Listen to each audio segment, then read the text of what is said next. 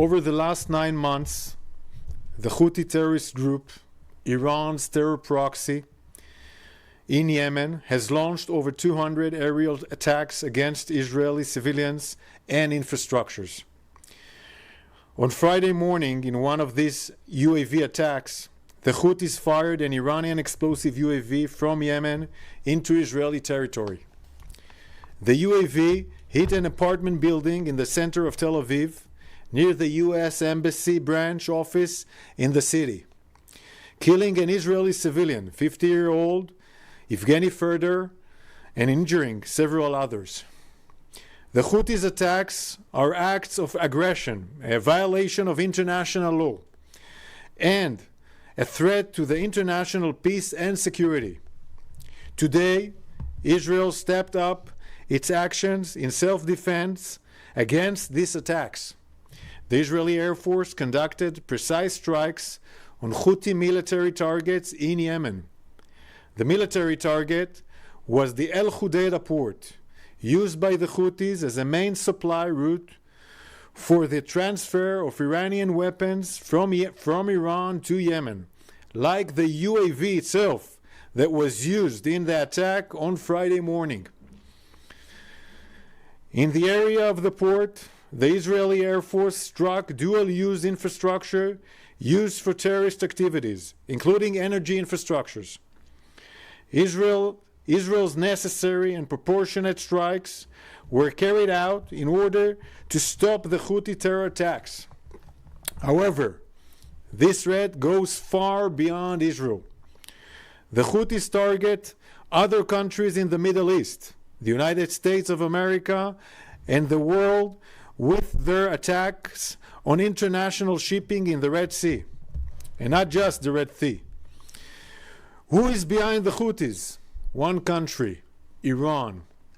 The Iranian regime funds, arms, and directs the Houthi terror activity. Israel is fighting a multi-front war against Iran's aggression proxies, Hamas in Gaza, Hezbollah in Lebanon, Iranian militias in Syria and Iraq, and the Houthis in Yemen.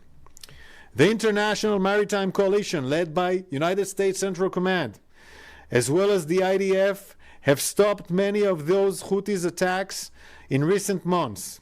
We see common interests for all countries attacked by Iranian-backed Houthi terrorism to stand together against this threat.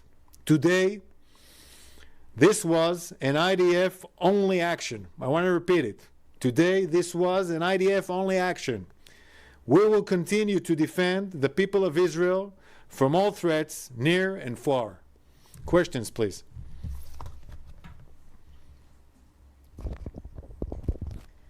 From Trey Yanks, Fox News. How would you describe the current Israeli military alert level? Are there concerns about further attacks by the Houthis in response to the strikes today?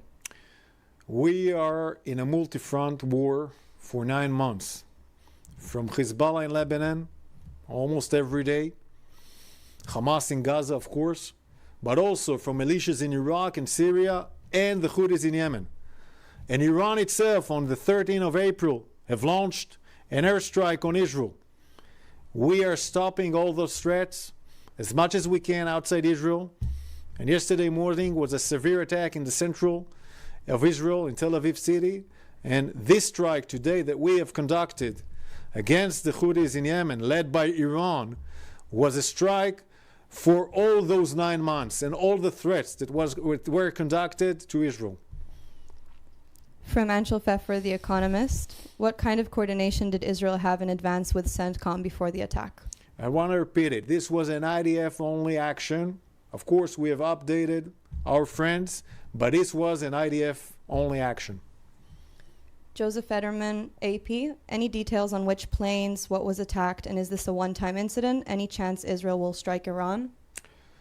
This airstrike is over 1,100 nautical miles from Israel. 1,100 miles from Israel. It shows our capabilities. This is our Air Force capabilities, which is very, very precise strike. And I will not reveal any more details than that. And last, from CNN, how many of those 220 plus projectiles actually entered Israeli airspace?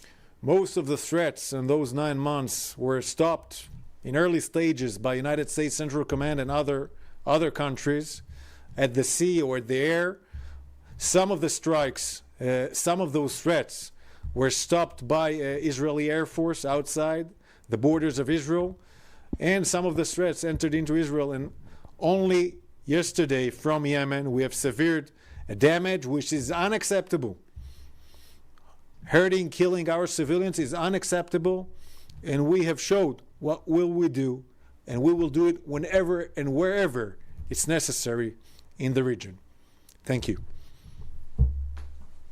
Thanks for watching. Drop a comment below. Don't forget to like, share, and hit subscribe to stay updated with our latest content. Until next time, stay informed and inspired. This is Dejobnik signing off.